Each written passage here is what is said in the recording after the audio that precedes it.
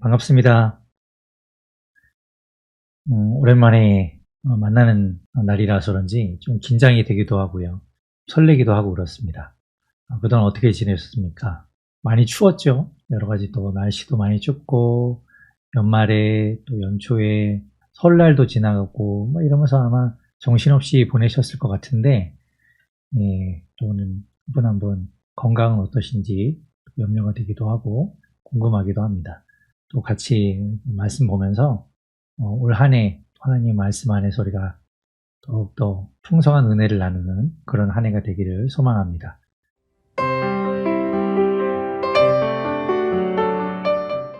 살아계신 하나님, 감사합니다. 오늘도 이제 주님 앞으로 나아갈 수 있도록 허락해 주시고, 하나님 다시 말씀 볼 수 있도록 용기를 내게 해주셔서 감사합니다.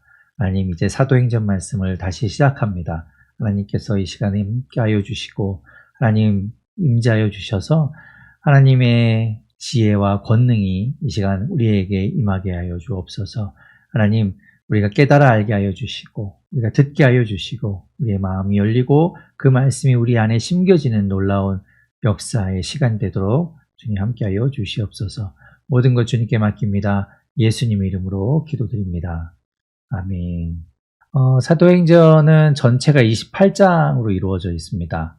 28장으로 이루어진 사도행전은 그 제목이 사도행전에서 알 수 있는 것처럼 사도들이 행한 일들을 기록한 책이죠. 예, 그래서 사도들의 어떤 기록이라고 볼 수 있을 것 같아요. 그런데 이제 주제에 나와 있듯이 그 사도들이 행한 일들, 그 사도들이 걸어갔던 그 길은 사실은 성령에 의해서 그들이 걸어간 길이기도 합니다. 그래서 이제 주제를 뽑자면 1장 8절에 있는 말씀을 기반으로 해서 주제를 생각해 볼 수 있겠는데요. 성령에 의한 교회와 복음의 전파라고 이 사도행전의 이야기를 요약할 수 있겠습니다. 사도행전은 이제 저자가 누가로 알려져 있지요. 그 밑에 이제 따로 누가에 대해서 적어놨는데, 누가는 우리가 누가복음을 보았을 때 보았던 내용이에요. 그래서 이제 누가가 의사 출신이었고, 그리고 바울의 동역자로 바울과 함께 동역하면서 누가복음과 사도행전을 기록한 것으로 전해지고 있습니다. 그리고 누가복음과 사도행전은 받는 사람이 있는데요. 그 받는 사람은 데오빌로라는 사람에게 전해지는 그런 책입니다. 그래서 데오빌로는 로마의 어떤 총독급의 어떤 고관, 그래서 높은 벼슬에 있는 사람으로 우리가 알 수 있겠다. 만약에 실존하는 존재라면. 하지만 데오빌로라는 어떤 가상의 인물을 정해놓고 누가가 그를 위해서 그에게 하는 이야기처럼 쓴 책이라고 본다면, 그 데오빌로는 하나님의 친구라는 그 뜻의 이름에서 알 수 있듯이 그리스도인들을 향해서 쓴 책이라고 볼 수 있겠죠. 이렇게 이제 저자와 또 수신자가 이렇게 정해져 있는 책이기도 합니다. 사도행전의 전체적인 내용을 우리가 살펴본다면, 사도행전의 1장 8절 말씀에 따라서 복음이 전해지는 그 경로를 따라 말씀이 전해집니다. 그래서 보시면 사도행전 1장 8절을 보면 제가 읽어볼게요. 오직 성령이 너희에게 임하시면 너희가 권능을 받고 예루살렘과 온 유대와 사마리아와 땅끝까지 이르러 내 증인이 되리라 하시니라. 이 말씀을 따라서 이제 복음이 전해져 가는데, 그렇기 때문에 첫 번째 예루살렘, 그리고 유대와 사마리아 땅, 그리고 그 다음에는 마지막으로 땅끝까지 복음이 전해지는 이야기, 그 증인으로 살아가는 사도들의 이야기라고 볼 수 있습니다. 그래서 이제 그렇게 나누어 본다면 1장부터 8장 1절까지라고도 볼 수 있고 3절까지로 묶을 수도 있습니다. 그렇게 묶게 되면 교회가 탄생하는 이야기, 그렇지만 그 교회가 박해받는 이야기들을 다루고 있어요. 그래서 예루살렘을 중심으로 한 교회의 탄생과 박해에 대한 이야기, 그래서 그 이야기의 중심적인 인물이라고 한다면 베드로 사도를 꼽을 수 있고, 또 중요한 인물로 스데반을 우리가 꼽을 수 있겠죠. 그리고 그 다음에 이제 유대와 사마리아 지역으로 복음이 확장되어 나가는데요. 거기에 대해서는 8장 2절부터라고도 볼 수 있고 8장 4절부터라고도 볼 수 있겠습니다. 그래서 교회가 점점점 이제 확장되어 가면서 유대 지역 그리고 예루살렘 외에 있는 사마리아 지역까지도 복음이 전해지는 이야기를 다루고 있어요. 그것이 이제 교회에 확장되어 가는 모습이라고 볼 수 있겠는데요. 그 이야기의 중심 인물로는 빌립 집사 빌립이 있고 또 이제 바울이 등장하고 베드로가 역시 등장합니다. 그런 인물들을 통해서 이제 복음이 전해지는 이야기들을 다루고 있고요. 그리고 본격적으로 이제 13장부터는 이제 바울이 주인공이 되어서 바울을 통해서 이방인들에게 땅끝까지 그리고 옆에 있는 나라들까지 복음이 전해지는 이야기들을 다루고 있습니다. 그래서 복음이 전파되는 그런 것들을 이제 나타내고 있지요. 사도행전은 어떤 부류로 볼 수 있는가 하면 역사서라고 볼 수 있겠어요. 긴 역사를 담고 있지는 않지만, 그러니까 이제 사도들이 복음이 전해지는 그 경로를 따라서 가는 이야기들을 통해서 역사적인 이야기, 그 시간의 흐름에 따른 또 장소의 변화에 따른 이런 이야기를 다루고 있기 때문에 역사서라고 볼 수 있겠지요. 자, 그래서 이제 역사서라는 배경을 가지고 우리가 이 말씀을 보게 된다면, 이제 이 사도행전 뒤에서부터 나오는 서신서들이 어떤 배경을 가지고 쓰여졌는지, 이런 것들을 우리가 이 사도행전을 통해서 알 수가 있어요. 그러니까 서신서의 배경을 우리가 이해하고 파악할 수 있는 어떤 근거 자료가 사도행전이라고 볼 수 있겠죠. 그리고 처음에 말씀드렸듯이 이 사도행전은 누가복음에 이어지는 이야기입니다. 누가복음은 예수님의 탄생에서부터 예수님이 이제 십자가에서 죽으시고 부활하셔서 하늘로 올라가시는 이야기까지 기록되어 있어요. 그런데 이 사도행전은 그 하늘로 올라가시는 이야기부터 시작해서 이제 사도들의 이야기로 넘어가는 그 누가복음의 다음 이야기라고 볼 수 있겠습니다. 그래서 누가복음에 이어지는 이야기.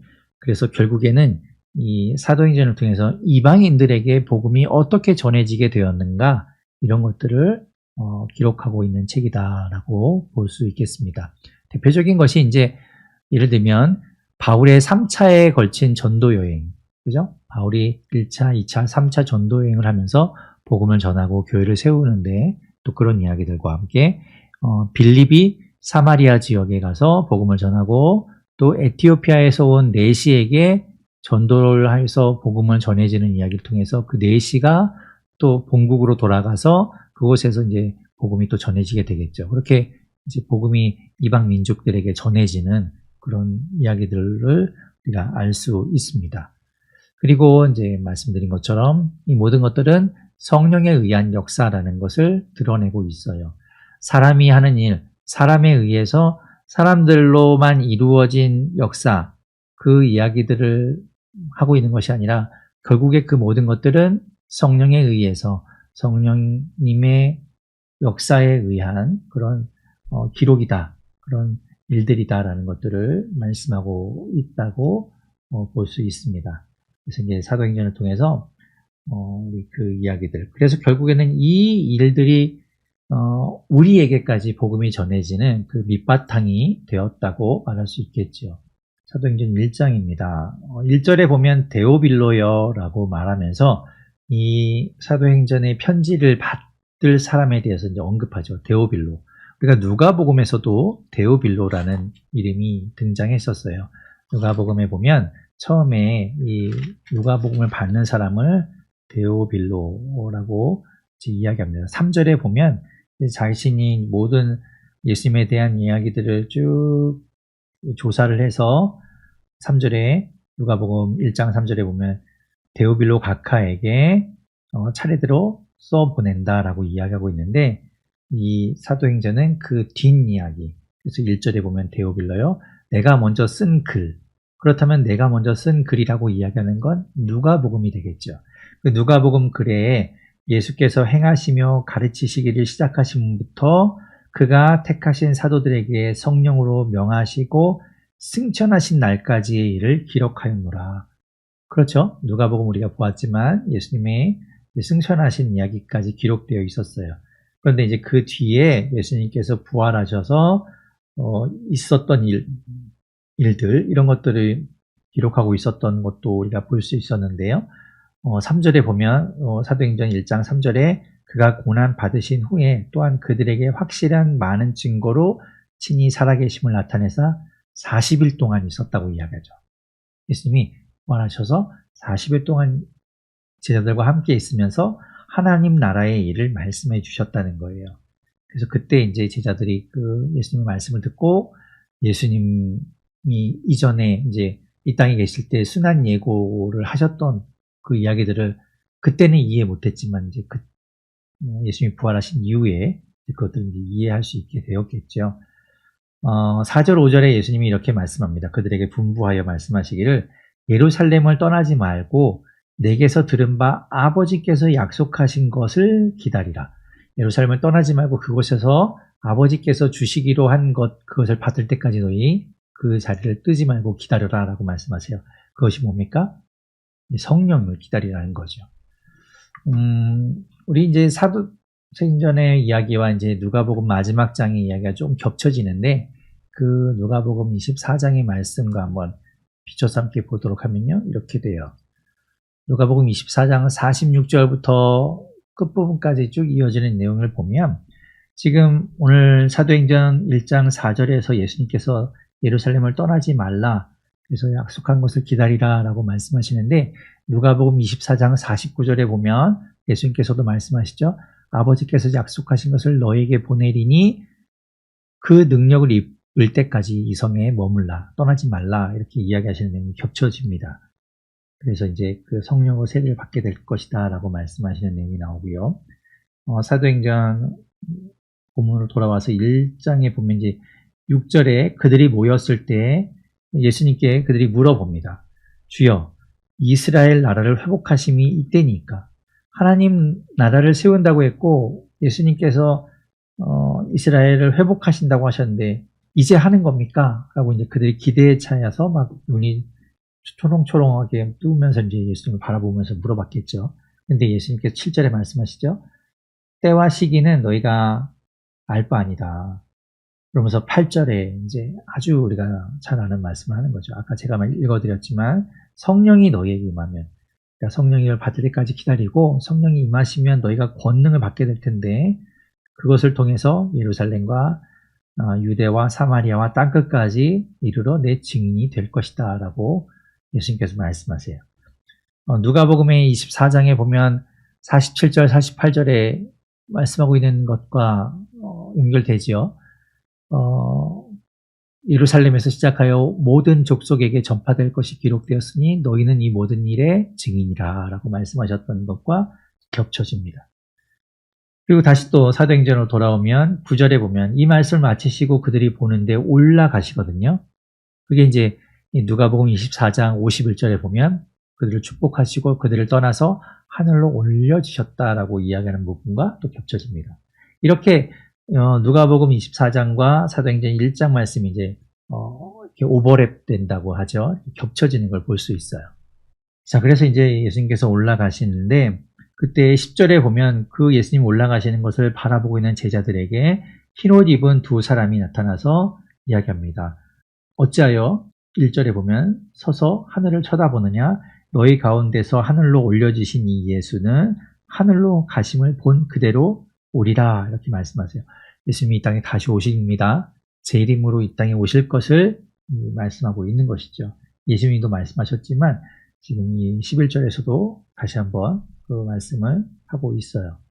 그래서 제자들이 이제 예수님이 올라가신 이후에 다시 예루살렘으로 돌아옵니다.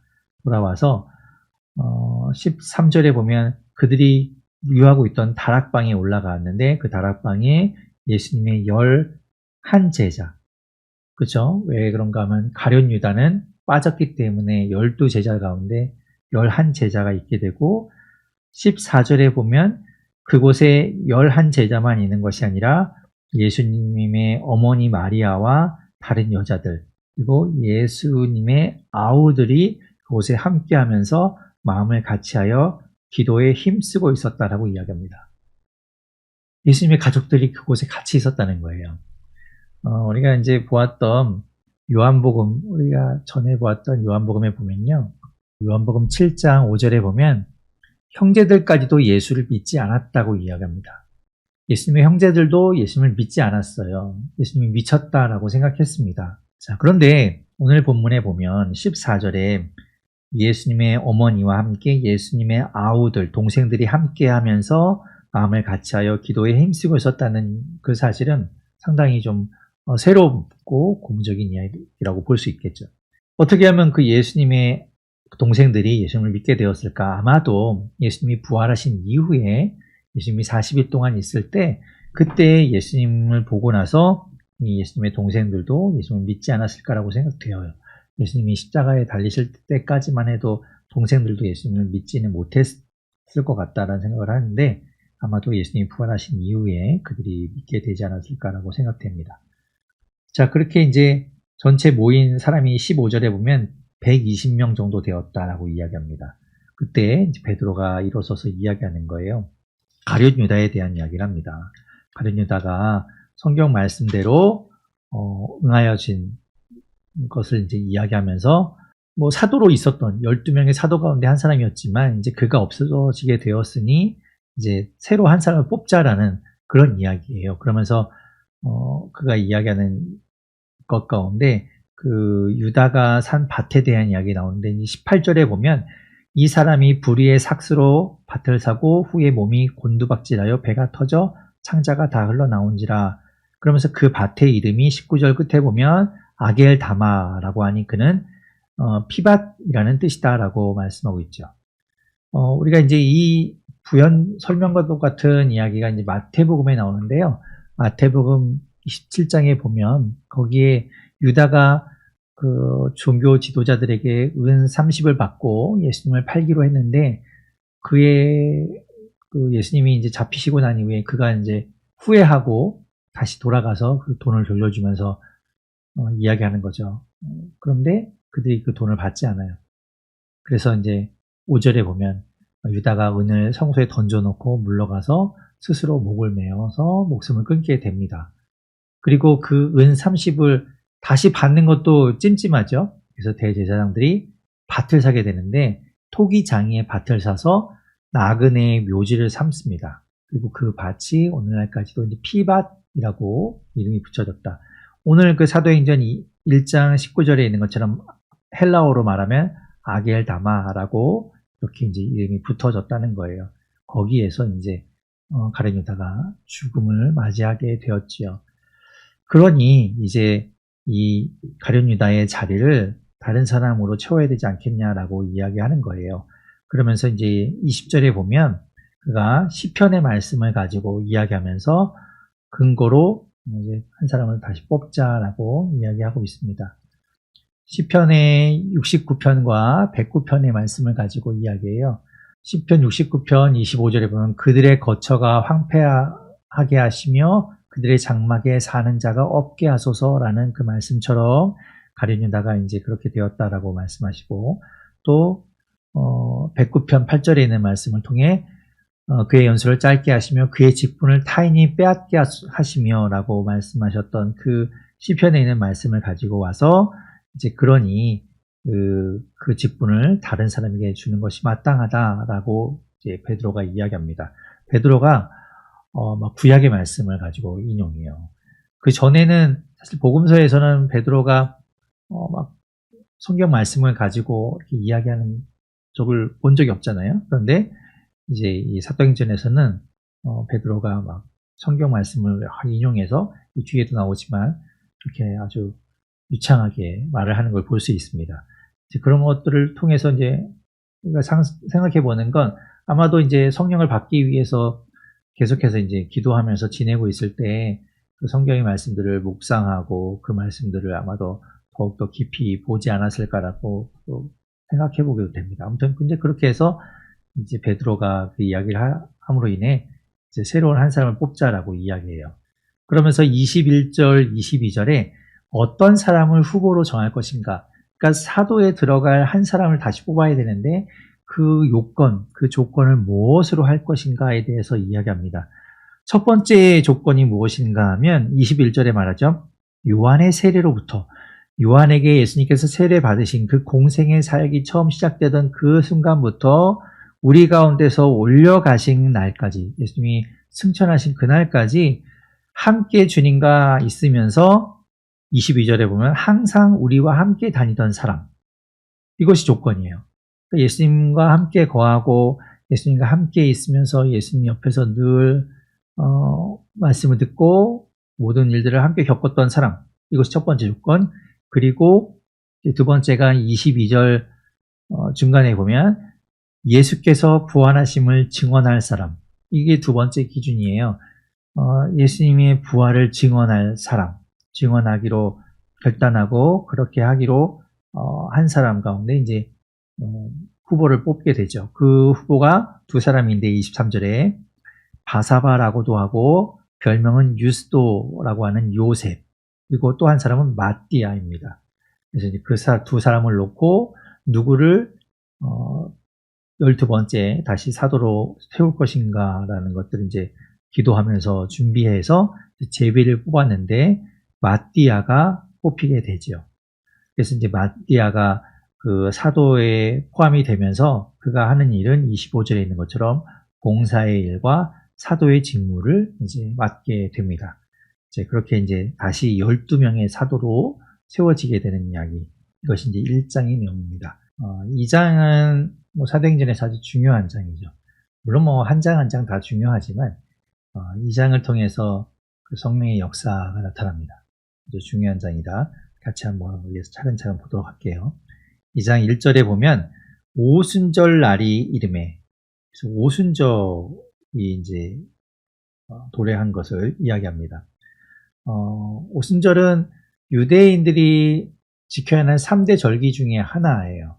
오순절을 통해서 그 추수한 것을 이제 기념하는 그런 절기이기도 한데, 오순절 그때 이제 사람들이 다 같이 한 곳에 모여 있었다라고 하죠.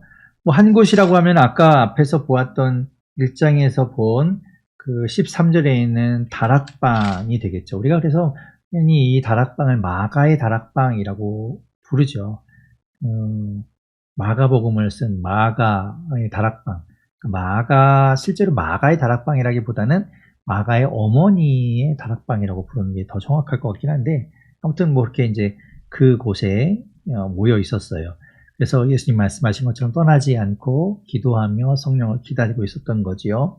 그런데 그때 이제 2절에 보면 호련히 하늘로부터 급하고 강한 바람 같은 소리가 있어 그들이 앉은 온 집에 가득하며 마치 불의 혀처럼 갈라지는 것들이 그들에게 보여 각 사람 위에 하나씩 임하여 있더니 그들이 다 성령의 충만함을 받고 성령이 말하게 하심을 따라 다른 언어들로 말하기를 시작하니라. 이제 그들이 성령을 받아요. 성령이 이렇게 눈에 보이고 아주 특별한 경험을 통해서 성령이 임하죠.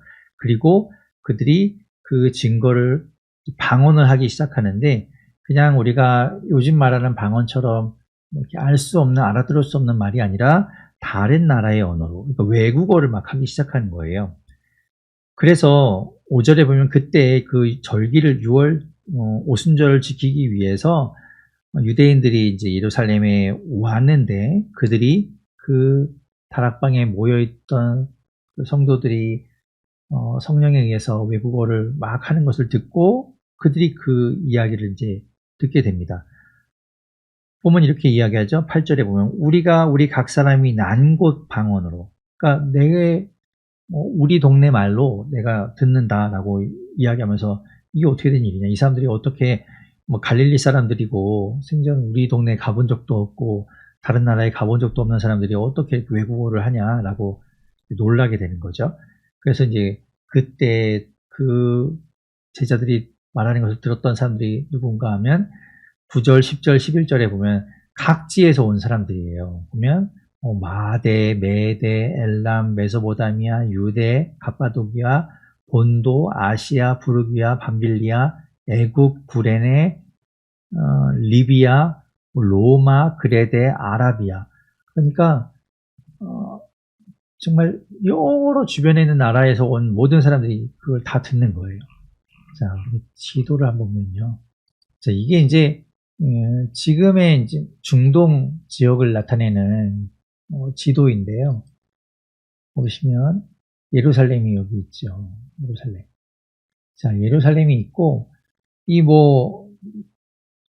메대, 바데, 아라비아, 타이, 이쪽, 이란, 여기 이제 지도에 가려져 있는 이쪽이 이제 이란인데요. 이쪽에서 온 사람들, 메소포타미아, 여기 메소포타미아에서 온 사람들, 또 로마에서 온 사람들. 그러니까 전 세계에서 구레네, 전 세계에서 다 예루살렘으로 왔는데 그들이 각각 자기들 고향 말로 그들의 동네 말로 이제 제자들이 말하는 것을 들었다는 거예요. 놀라운 일이죠. 복음이 그렇게 막 외국어를 통해서 선포되는 겁니다. 근데 그 제자들이 이제 외국어를 막 성령에 의해서 하는데 그것이 어떤 내용에 말하고 있는가 보면 11절 중간에 보면 우리가 다 우리의 각 언어로 하나님의 큰 일을 말함을 듣는도다.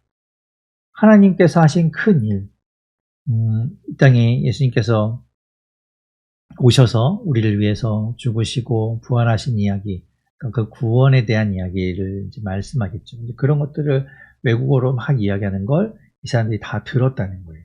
그러면서 이제 놀라는 거죠. 어떤 사람들은 말합니다. 이제 외국어를 모르는 사람들은 말하겠죠. 저 사람 뭐라고 얘기하는 거야? 뭐라고 하는데 무슨 말인지 못 알아듣겠고 그러니 술 취한 거 아니야? 이렇게 이제 말했다는 거예요. 근데 14절에 보면 베드로가 이제 일어서서 거기에서 이제 소리를 높여 그들에게 이야기합니다. 15절에 보면 때가 제3시니, 제3시면 6시간 더하면 9시죠. 오전 9시입니다. 아니 아침부터 이렇게 취한 사람이 어떠냐? 우리는 취한 것이 아니다 라고 이야기하면서 우리는 성령에 취한 것이다 라고 하는 것을 이제 밝히죠. 그러면서 또 이 베드로가 요엘서의 말씀을 가지고 인용해서 이야기합니다. 베드로가 달라졌어요. 우리 베드로가 달라졌어요. 이런 거죠. 그러면서 이제 17절부터 21절에 요엘서 2장 말씀을 인용해서 이야기합니다. 요엘 2장 28절부터 32절까지 있는 말씀처럼 그 말씀을 가지고 인용해서 이야기하는 것이 새 영을 부어주신다고 했는데 그 영에 의해서 우리가 이제 복음을 전하는 것이다 라는 것을 밝히는 거죠. 그 영이 임하면 자녀들은 예언할 것이요 젊은이들은 환상을 보고 늙은이들은 꿈을 꾸리라 라고 말씀하셨고 그 영은 남종과 여종들에게 다 부어주실 거고 그들이 예언하게 될 것이다 라고 이야기했다. 그러면서 마지막에 누구든지 주의 이름을 부른 자는 구원을 받을 것이다 라는 것을 이야기합니다. 자, 그 말을 들은 이제 이스라엘 사람들이 놀라겠죠. 베드로가 저런 말을 하다니 우리도 놀라운데 옆에서 늘 보던 사람들만 놀랐겠어요. 그러면서 이제 베드로가 하는 이야기는 그러니 예수님에 대한 이야기를 하는 거예요. 예수님이 이 땅에 오셨고 하나님의 뜻에 의해 23절에 보면 그가 하나님께서 정하신 뜻과 미리 아신 대로 내준 바 되었거늘 너희가 그분을 십자가에 못 박았다.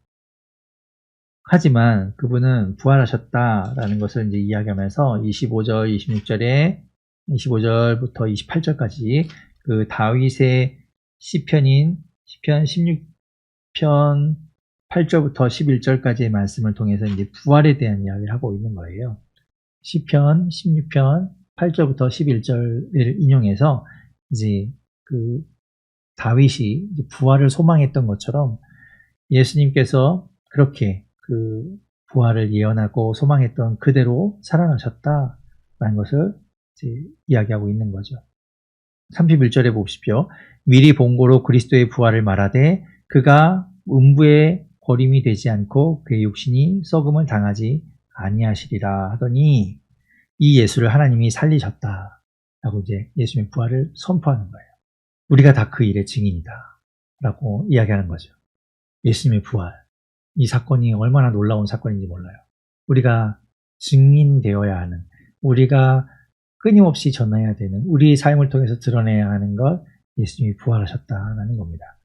자, 그리고 33절에 보면 하나님이 오른손으로 예수를 높이심에 그가 약속하신 성령을 하나님께 받아서 너희가 보고 듣는 이것을 부어 주셨느니라.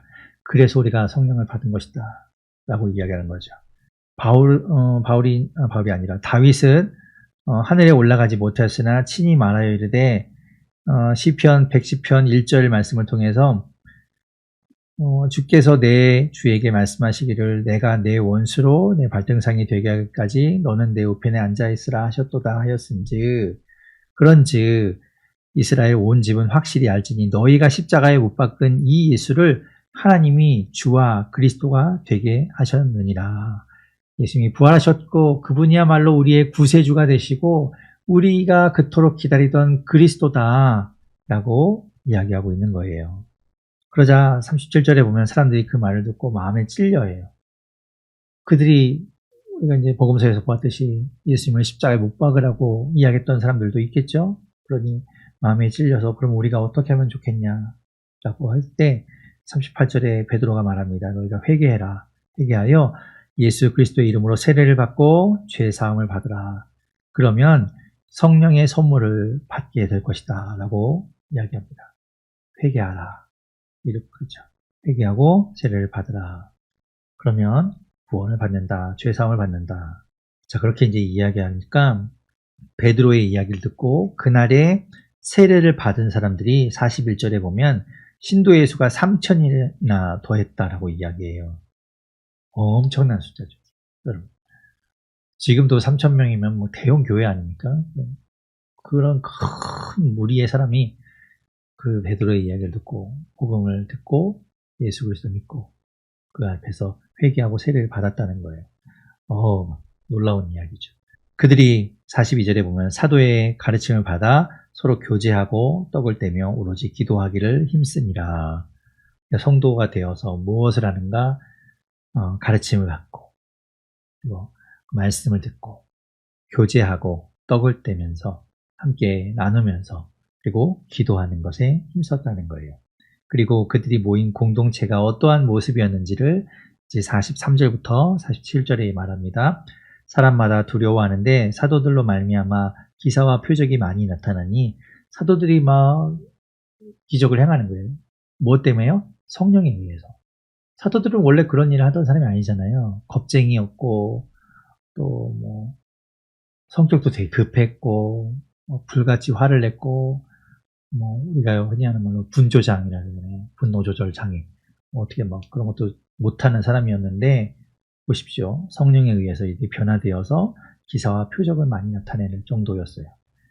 그래서 이제 44절에 보면 믿는 사람이 함께 이제 공동체를 이루면서 함께 나누고 모든 물건을 서로 같이 사용하고 재산과 소유를 팔아서 필요한 사람들에게 나누어 주면서 함께 모여서 함께 먹고 마시며 성전에 모여서 말씀을 듣고 그렇게 하나님을 찬양하고 그래서 그것 때문에 그들만 행복하고 그들만의 리그처럼 자기들만 좋으면 끝나는 그런 이야기가 아니라 47절 보면 이러죠. 또 온 백성에게 칭송을 받으니 사람들이 그런 예수님의 제자들, 예수님의 말씀을 따라서 살아가는 사람들을 보면서 칭송했다는 거예요. 그럼 참 대단하구나. 왜 그렇습니까? 자기의 것을 나누어 주고 필요한 사람들에게 줄 알고 그리고 늘 기쁨과 하나님을 예배하는 마음으로 가득해서 살아가는 모습을 보면서 칭송하는 거죠. 저 사람 참 대단하구나. 이렇게 말하는 거예요. 그것을 통해서 이 사람들이 나가서 전도한 게 아닙니다. 이 사람들이 나가서 무슨 전도지 나눠주면서 예수님 전하고 예수 믿으세요. 불신지옥, 예수천국 이런 거 한 거 아닌데도 그게 나쁘다는 게 아니라 그거 안 했는데도 이들이 정말 하나님 안에서 성령으로 변환돼서 살아가는 그 모습을 통해서 사람들이 그들을 칭송할 뿐만 아니라 그것 때문에 47절 끝에 보십시오. 주께서 구원받는 사람을 날마다 더하게 하시니라. 그 사람들 보면서 나도 저렇게 살아야 되는구나. 나도 저렇게 살고 싶다라는 소망을 갖고 예수 믿는 사람들이 더하여져 갔다는 거예요. 이게 중요한 포인트죠. 네. 우리가 이런 사람 되면 좋겠습니다. 자, 3장입니다. 3장 1절에 보면 제9시 기도하는 시간에 베드로와 요한이 성전에 올라갔어요. 제9시면 몇 시일까요? 6시간을 더 하면 오후 3시경이죠. 3시쯤 이제 기도하기 위해서 베드로와 요한이 성전에 올라가고 있었어요.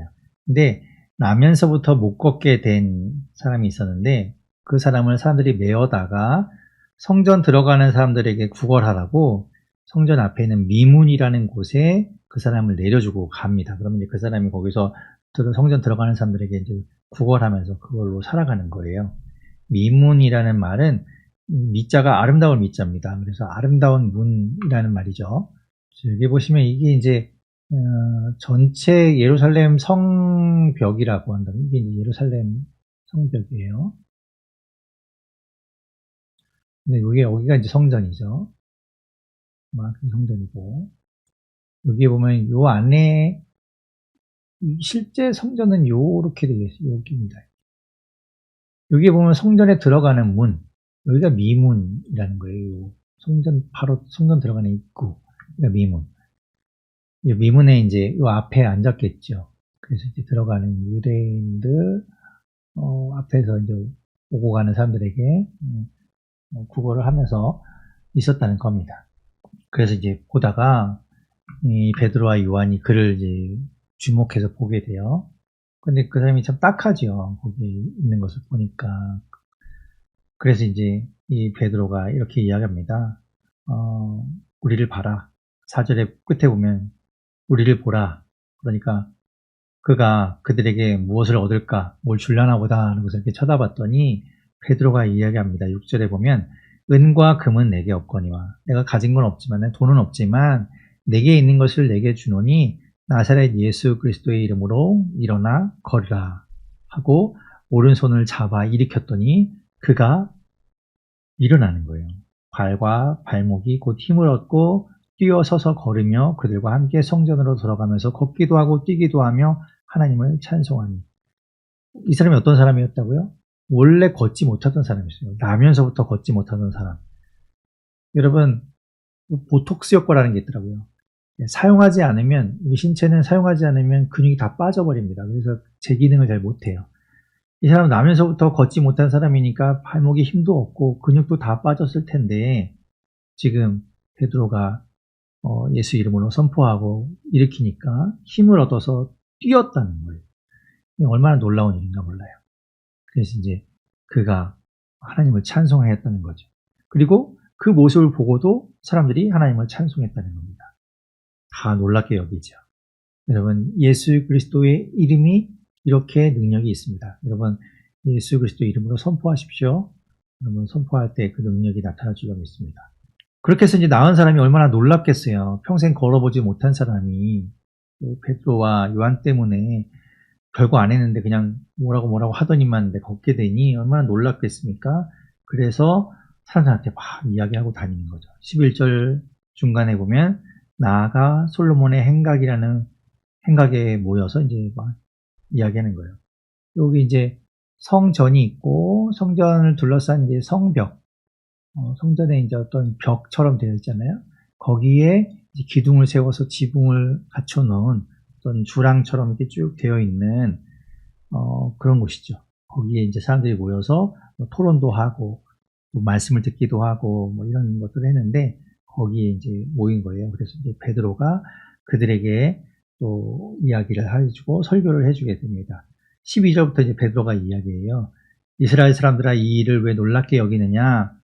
뭐 우리가 한 게 아니다. 왜 우리를 주목하냐 이런 거죠. 우리에게 능력이 있는 것이 아니라 예수 이름에 능력이 있는 거다라고 이야기하는 겁니다. 13절에 말하잖아요. 아브라함과 이삭과 야곱의 하나님 곧 우리 조상의 하나님이 그의 종 예수를 영화롭게 하셨느니라. 그 예수는 누군가 하면 너희가 빌라도에게 넘겨주어서 죽이라고 한 그 사람이다. 하지만 15절에 그러나 하나님이 죽은 자 가운데서 그를 살리셨으니 우리가 이 일의 증인이다. 16절에 말합니다. 이 이름을 믿음으로 그 이름이 너희가 보고 아는 이 사람을 성하게 하였느니 예수 그리스도의 이름이 하였다는 거예요. 누가 베드로가 능력이 있는 게 베드로가 막 위대한 것이 아니라 예수 그리스도의 이름에 능력이 있다. 예수님이 하신 것이다. 16절 중간에 말합니다. 예수로 말미암아 난 믿음이 너희 모든 사람 앞에서 이같이 완전하게 낫게 하였다라고 선포해 주는 것이죠. 그러니 우리를 주목하지 마라. 그렇게 이야기하는 겁니다. 그러므로 19절에 너희가 회개하고 돌이켜 너희 죄 없이 함을 받으라. 이같이 하면 새롭게 되는 날이 주 앞으로부터 이를 것이요 또 주께서 너희를 위하여 예정하신 그리스도 곧 예수를 보내시니 그 예수를 너희가 영접해라 라는 겁니다. 그래서 이 사람들에게 복음을 전한 거예요. 베드로는 완전히 지금 예수님의 부활을 전하는 사람, 복음을 전하는 사람으로 바뀌어 있습니다. 담대해요. 성전 안에서까지 이럽니다.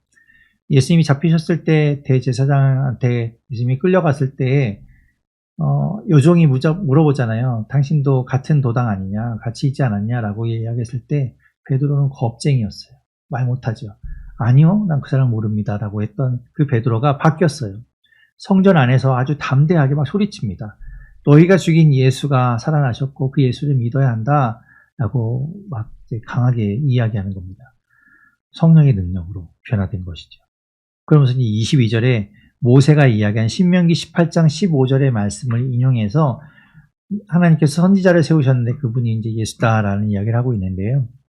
원래 이제 신명기 18장에서 이야기하는 건 모세가 이스라엘 백성들에 대한 이야기는 여호수아를 가리키는 겁니다. 여호수아를 내가 세울 텐데 그 여호수아의 이야기를 너희가 이제 들어라라고 이야기하는 건데 그 말씀을 베드로가 가지고 와서 예수님으로 이제 그 말씀이 이루어졌다, 성취된 것이다 라고 이야기하는 거예요. 다 모든 선지자들 24절에 보십시오. 사무엘 때부터 이어 말한 모든 선지자도 이때를 가리켜 말한 것이다 라고 이야기하는 거죠. 그것이 하나님의 말씀입니다. 25절 끝부분에 보면 아브라함 통해서도 말씀하신 것처럼 땅 위의 모든 족속이 너의 씨로 말미암아 복을 받으리라 하셨는데 우리 창세기 12장 3절에 있는 말씀이죠. 이 말씀처럼 그 복음이 선포되고 그 축복이 흘러가는 그 모든 것이 예수님을 통해서 이루어졌다라고 베드로가 이야기하는 거예요. 26절에 보십시오. 하나님이 그 종을 세워 예수님을 세워서 복 주시려고 너희에게 먼저 보내사 너희로 하여금 돌이켜 각각 그 악함을 버리게 하셨느니라. 그러니 회개하라. 그러니 예수 그리스도를 믿어라. 예수 그리스도를 받아들여라. 그렇다면 너희에게도 죄사함이 이를 것이고 성령을 선물로 받게 될 것이다. 그렇게 이야기하는 겁니다. 베드로가 설교하고 있죠. 아주 복음의 핵심을 잘 이야기하고 있습니다. 네. 제가 광고를 드려야 되는데 우리 다음 주 수요일에 또 수요 말씀 스터디는 못할 것 같아요. 제가 다른 곳에 좀 가야 되는 일이 생겨서 수요일을 다음 주에는 건너뛰게 되고 그 다음 주에 15일에 다시 4장부터 시작하도록 하겠습니다. 그래서 처음에 고민했어요.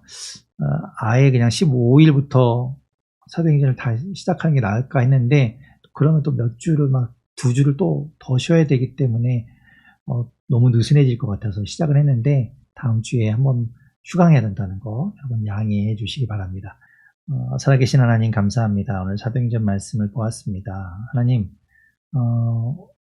성령이 임하시면 우리에게 능력이 있어서가 아니라 우리가 무언가를 알아서가 아니라 성령이 우리에게 임하셔서 우리에게 권능을 주시고 능력을 주셔서 그 능력으로 살아가게 하여 주시옵소서. 그래서 그 능력이 우리 삶 가운데 나타날 때 우리의 삶이 변화되게 하여 주십시오. 기쁨이 넘치게 하여 주시고 비전이 있게 하여 주시고 꿈을 꾸게 하시고 하나님 우리가 부정적인 말을 하고 내 입에 불평과 불만이 가득했다면 이제 그 말이 달라지게 도와주시고 하나님 우리가 꿈을 꾸며 하나님 소망을 말하는 우리 모두가 되게 하여 주십시오. 그리고 주님께서 우리에게 맡기신 그 일들을 잘 감당함으로 우리의 삶이 변화됨으로 우리를 통해서 사람들이 보고 예수 그리스도를 소망하고 예수 그리스도를 믿는 일이 날마다 더해지는 그런 놀라운 축복의 삶이 되도록 하나님 함께하여 주시옵소서. 모든 것 주님께 맡깁니다. 날씨가 춥습니다. 건강 지켜주시고 다음 주에도 우리 함께 만날 수 있게 하여 주시옵소서. 모든 것 주님께 감사드립니다. 예수님 이름으로 기도드립니다. 아멘.